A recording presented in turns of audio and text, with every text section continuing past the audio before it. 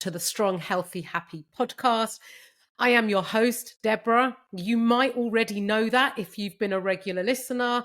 We are now on episode 14, and today I'm going to be talking about all things scale weight, scale fluctuations, how best to use the scales, and why the scales have such a strong hold over us, and the emotional attachment you may have to the scales, and how the scales might be holding you back from achieving the goal that you are so desperate to achieve and that you want to achieve. So these are some of the areas that I'm going to be covering today. So I've mentioned already about why the scales have such a strong hold over you, how to use the scales in the most accurate way, considering they are not always an accurate measure. Other measures of progress, why the scales are holding you back from making progress, and a reminder about not forgetting about all the other good stuff. So let's start right from the beginning. Before I do, I'm going to just take a breath. I feel like I've gone bazoom straight into this episode. So just a really quick breath I'm going to take and just say thank you so much for joining me. If you are a regular listener, I really do appreciate your time and listening to my podcast. It means the absolute world to me. The reason why I started these podcasts was to help and reach as many women as possible. So it's always really appreciated if you can share my podcast with your friends, however you prefer to share, whether it be on social media, in your WhatsApp groups. You can share the link to the podcast. There is a lot of advice over all the podcasts, and I know from the feedback I've already received that it is really, really helping lots of women, and that is the sole motivation of my podcast and what I want to achieve. And the reason why I coach is because I want to help women, and these podcasts are another avenue for me to help women and reach as many women as possible. So let's get back to the scales. Let's talk about why the scales may have such a strong hold over you, because no one knows what you weigh. You don't walk around with your scale weight written on your forehead, and yet the number on the scales has such a strong hold over you, and it's what you seem to be focusing on the most. Now, I want to reassure you that you are not alone if this is how you feel. It is not unusual, and I've been there myself, and I know firsthand and can completely understand the emotional attachment that the scales can have over us. And I want to ask you a question, or just to get you thinking for a moment, right? Why is it that we are intelligent women? We have great minds and great brains, and in all other areas of our life, we show thought, logic, and intelligence. And yet, when it comes to weight loss, it's like we lose all sense of logic, perspective, and we just lose our brains and intelligence. And why is that? Because it's just a number on a scale that nobody knows except you. And I just wanted to say that to just get you thinking about why the scales have such a strong hold over you. And I'm hoping that by the end of this podcast, you will have a much better thought process, logic about the scales as a result of listening to this podcast. That's my aim. So what do the scales actually measure? So when we talk about weight, your body weight, and weight loss or weight gain, what do the scales actually measure? So the scales measure your total body weight. So in that body weight, it includes your bones, your muscles, your water, your organs, and your body fat. So it's not just measuring body fat, it's measuring all those other components. And so when your body weight fluctuates on the scales, knowing that it measures all those other things and not just body fat, it becomes a lot more understandable about why your body weight might fluctuate, because water is a huge component of your body, and there are many factors in day-to-day life that can affect your water retention and what you might weigh on the scales. Now, I'm going to come on to this later in the podcast, but I do just want to quickly add in here is if you are weighing yourself once a week, especially if you're weighing in the evening, it is a really inaccurate way to weigh yourself, because there are so many factors that are going to affect your scale weight. And by weighing yourself once a week, especially in the evening, there are so many things that could have happened in your day that are going to affect your scale weight. So it's a really, really inaccurate way. And it's inaccurate anyway, even if you're weighing yourself at the same time every day and you're weighing daily. Now, these are the factors that can affect your scale weight. If you had a poor night's sleep, right? Your kid was unwell, up all night, you were up with them, you've had poor quality sleep. Perhaps you're going through menopause, your sleep qualities has reduced, and you're not sleeping as well as you did previously. Poor quality sleep, lack of sleep is going to affect your scale weight. If you had a higher carbohydrate meal, perhaps the evening before, you are going to weigh more. Carbohydrates store additional water. It is normal. You will weigh more. If you had more salt in your food than usual, it will affect the number on the scale. Your scale weight will fluctuate. If you have a menstrual cycle or other hormonal dysregulation, whatever that might be a result of, you will have hormonal fluctuations. This is normal. If you have been unwell, illness can affect your scale weight fluctuation.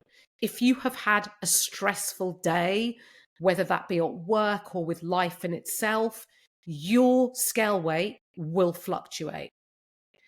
If you're constipated, or perhaps you just haven't done a number 2 and your digestion is not, hasn't yet processed, it will affect your scale weight. If you weigh yourself at an unusual time or not your regular time, it can, affect your scale weight.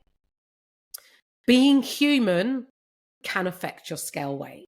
So you can see from all these things, your scale weight is impacted. And when you understand this, it will hopefully help you to become more logical about the number on the scale, understanding that scale weight fluctuations are perfectly normal, and remembering that the scales measure your total body weight and not just body fat. So if your scale weight fluctuates, a couple of pounds overnight, when you exercise logic and know that you can't possibly have gained that much body fat overnight, it will help you be able to take a more logical approach to the scales. Now, let me give you a bit of some numbers. To gain a pound in body fat, you need to have eaten 3,500 calories above your maintenance. And what maintenance is the amount of calories for you to eat to just stay the same body weight. So it's not being in a calorie deficit to lose weight. It's just you living your life, maintaining your weight. You would have to eat another 3,500 calories on top of this. So in total, it might be as many as 5,000 calories, right? Depending on what you weigh and what your maintenance is. It's a lot of calories. And unless you've consumed that, you're not going to have gained fat overnight. And when you understand these numbers, it might help you, hopefully, take a much more logical approach and understanding to why those scales have fluctuated. Because you can't possibly have gained that much, 2 pound of body fat overnight. That would be 7,000 calories. If you gain a few pounds over a number of weeks, then perhaps, yeah, you are gaining body fat, right? And then if weight loss is your goal, you would need to look at the reasons why that might be happening, but it would be happening over time, not overnight. And so it will help you gain more understanding and more logic. Now, let me talk about the best way to use scale weight. The best way for you to use scale weight is to take your scale weight daily. Now, I know that might send you into a spiral of shock, panic, and utter bewilderment as to why you would want to weigh yourself daily. Now, there's a few reasons why weighing yourself daily is a positive thing. And by weighing yourself daily, you will learn that it is perfectly normal for your body weight to fluctuate, whether that be fluctuating up, fluctuating down. You will learn that it's normal. If you experience hormonal fluctuations and you weigh yourself daily and you have some data that you've recorded over a few months, you will see that at a certain specific time in every month, your scale weight may fluctuate and you will know, oh yeah, time of the month or hormonal or whatever the reason might be. And you will be able to express a bit more logic into, oh yeah, this happens to me every month, but it always comes back down again. You will learn that your body weight fluctuates or whatever that reason might be, right? I just used hormonal as an example. When you weigh yourself daily, the best time to weigh yourself daily is first thing in the morning. Go to the toilet, get naked, if not already, get naked, get onto the scales, make sure your scales are in the same place on your bathroom floor or wherever you weigh yourself. Make sure they're in the same place and you weigh yourself first thing in the morning before food, naked, having used the toilet. Note your scale weight down. Some of you may have apps or whatever activity watches might take your scale weight, but it's data, right? And you're going to weigh yourself daily. What you will see from weighing yourself daily is not only will you learn about your own scale weight fluctuations, which is perfectly normal, and you will learn that. You will also see that your scale weight, if you are in a calorie deficit and you are trying to lose weight, you will see that over time, your scale weight will trend downwards. Now, it won't be linear, very unlikely it will be linear, and it may fluctuate. And if you're looking at the screen, you will see me doing like a zigzag fluctuation, but it's trending down over time, and that zigzag line will be going downwards. That is how you will lose weight over time. The other reason why it's a good idea to weigh daily is to actually flip on its head your emotional attachment to the scales. And instead of it having a negative impact on your relationship with the scales, it could actually improve your relationship with the scales. And I see this a lot with my clients, especially if they came from a history of yo-yo dieting or going to the diet clubs where they weigh you once a week. And most often they would go in the evening after work. And when you learn that your scale weight fluctuations are normal, and when you flip your emotional attachment to them on its head by taking control with understanding and logic, you will begin to improve your relationship with them. Now, learning that fluctuations that happen overnight is not representative of gaining body fat, it will help improve your relationship with the scales. It will improve the way that you respond to the fluctuations in the scales. And I use the word respond as opposed to react. And one of the topics I'm going to be talking about in a moment is about how you respond to the scales is really important in terms of how you continue making progress towards the goal that you want. So hopefully you will now have a better understanding. Now, I do want to caveat what I've just said with, if I have a client who has a very poor relationship with the scales through a lifetime of dieting, and it has really distorted her perception of herself, body image, relationship with food, scale weight, I remove scale weight. And sometimes with clients, if I see negative emotion creeping in and I see those warning signs, I will remove scale weight, but I use other measures of progress. And this is the next topic I wanted to talk about, is what other measures of progress are you using in addition to just using the scales? Because this is a really big one. Because now that you know that the scales measure your total body weight, and yes, over time, if you're in a calorie deficit and the scales are trending down, it will be representative of your loss in body fat over time. But it is really important to not rely solely on the scales, and that you are using other measures of progress. And these other measures of progress are photos.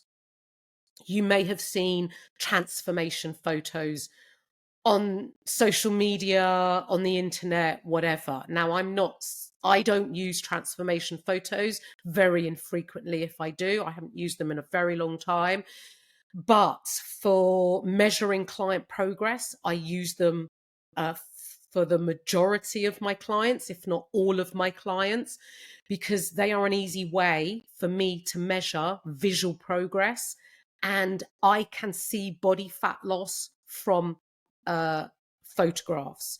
So when I use photos, my clients take full length photos.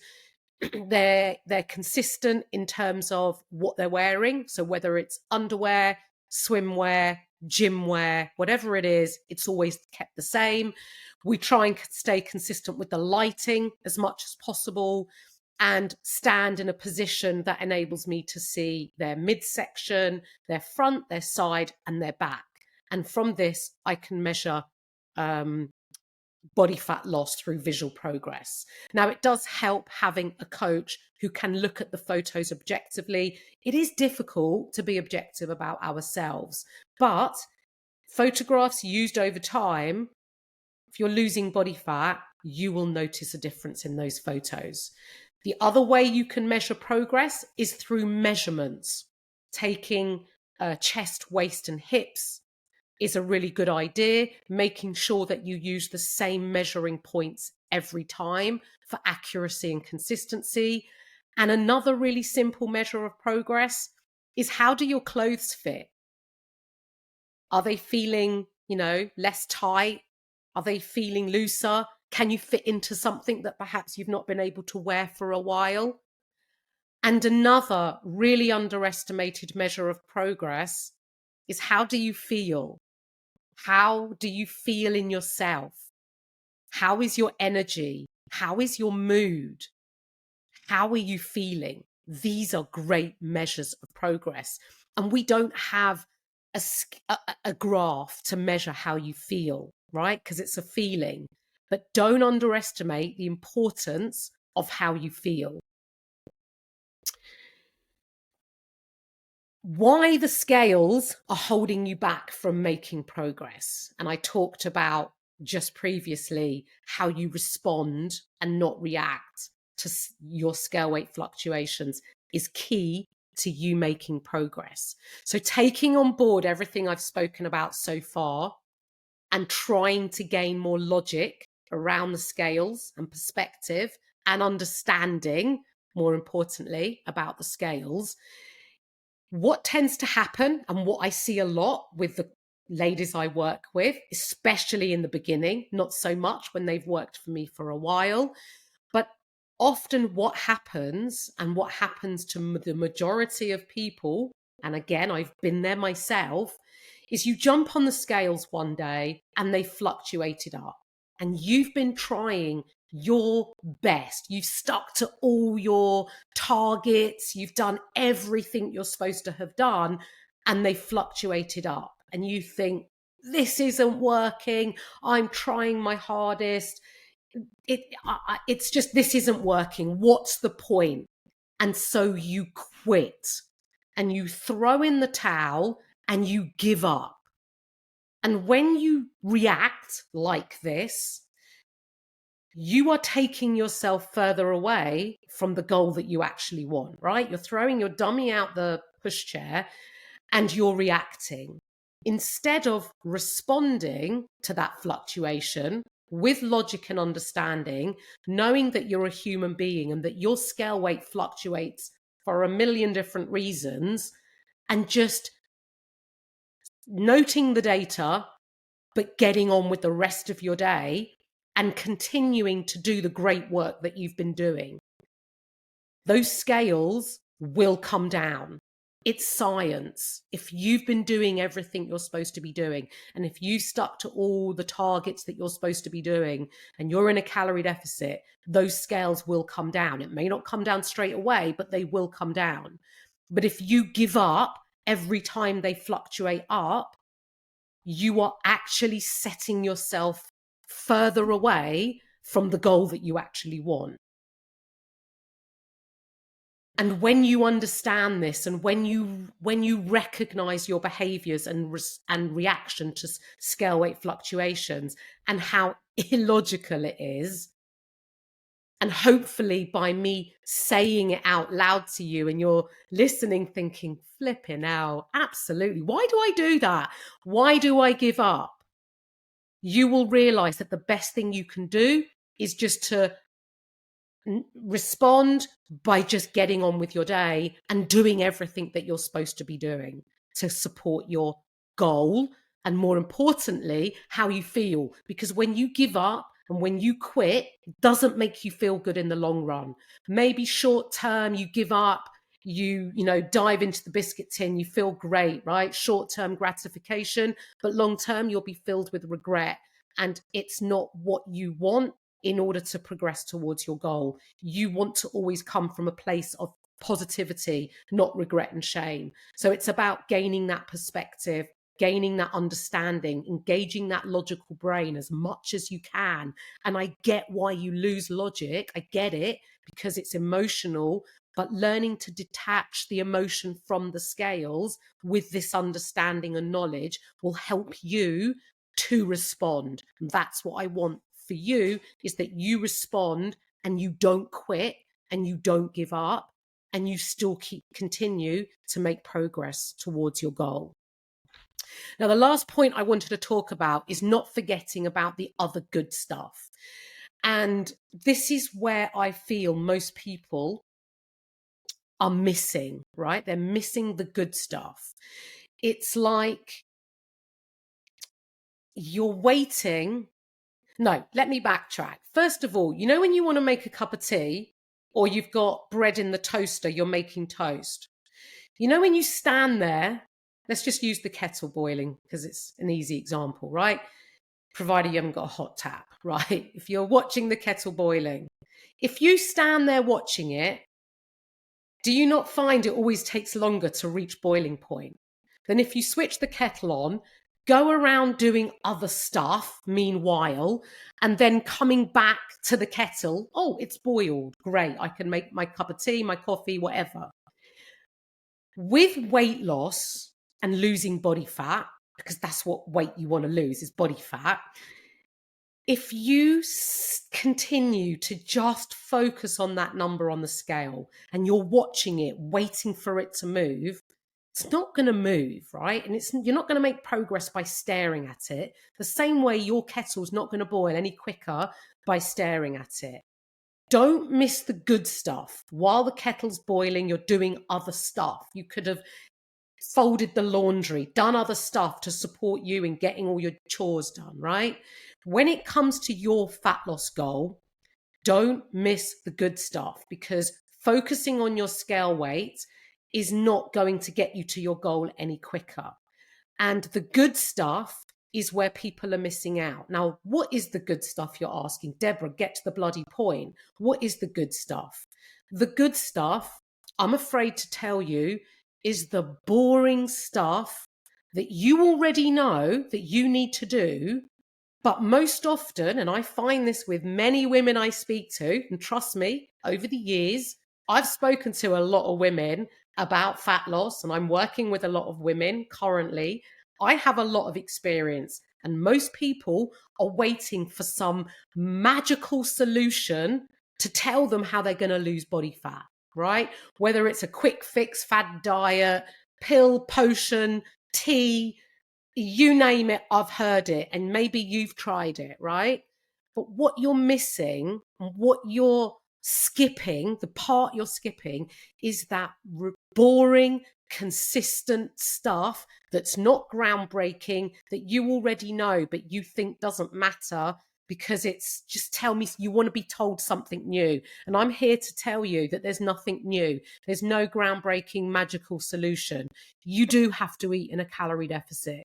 You do have to be prepared to make compromise and make healthier choices with your nutrition, right? Consistently. You do have to increase your steps. You do have to implement exercise for your health, right? It's for your health. You do need to move more and be more active. And you do need to do these things consistently every day. Now, I want you to view these things, the good, what I call the good stuff, because they are good. They are what is responsible for you feeling good. And if you feel good, you will keep repeating them.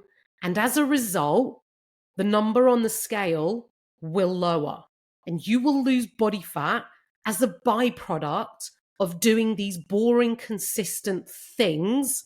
These are your things, are your actions.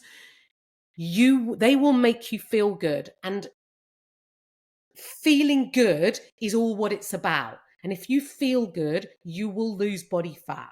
But if you just approach scale weight and body fat loss as a punishment, as coming from a negative place, you will never get success over the long term. You might get success in the short term, but you probably won't be able to maintain it, because you have to build the habits and the behaviors to maintain the results that you got, right? So, for example, if you, I'm going off on a tangent here, but stay with me. If you go and have, you take your car in to be valeted, right? And they clean it inside and out and it's just shiny, it's like new.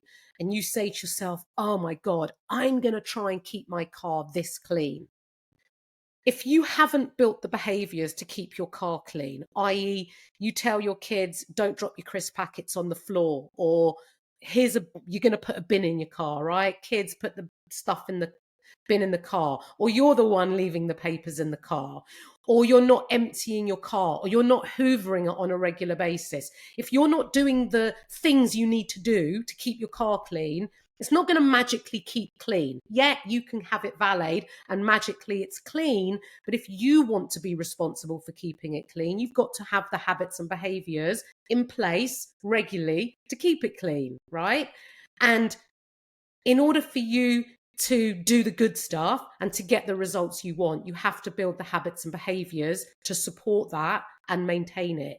And it's that good stuff, this good stuff, that's going to make you feel good, that's going to lead to the scales lowering. A very quick note on if you have in your gym or somewhere that you have access to, or you might have your own, the body fat impedance scales, where you stand on it and it measures your body fat. Please know it is not an accurate measure of body fat loss. It measures through electrical current, through water, and you only have to drink a glass of water to change the results, or be dehydrated to change the results of that body fat measurement. And you don't need a scales to tell you whether you need to lose body fat or not. You'll tend to know that by how you feel. So please don't waste your time using them. Remember all the points I've given you in this podcast. And if you take anything away, I really hope that you've gained more knowledge and understanding how best to use the scales, why they fluctuate, how to respond, and not missing the good stuff about how you feel. Remember to focus on your actions, doing the things that make you feel good, and the scales will reduce as a byproduct of doing all these things that make you feel good. Thank you for listening. Thank you for bearing with me if you're still here at the end. I've gone off on a tangent, but I feel very passionate about helping and supporting women to feel good and get the results that they want. If you feel that you would benefit from coaching, please reach out to me. I have limited space left on my one-to-one coaching, but reach out. Please send me a message. And if you don't know what to say, just send me one word, health, and I will respond. In the show notes are all my contact details. Please do get in touch. Please share me with your friends, follow me on social media, and I love to hear from you. So please leave me a review and send me a message. Let me know if I have helped you in any way at all. And if you have any questions or you would like any help at all, you don't have to be a client to message me to ask me a question. I welcome questions and I love helping. So I look forward to hearing from you.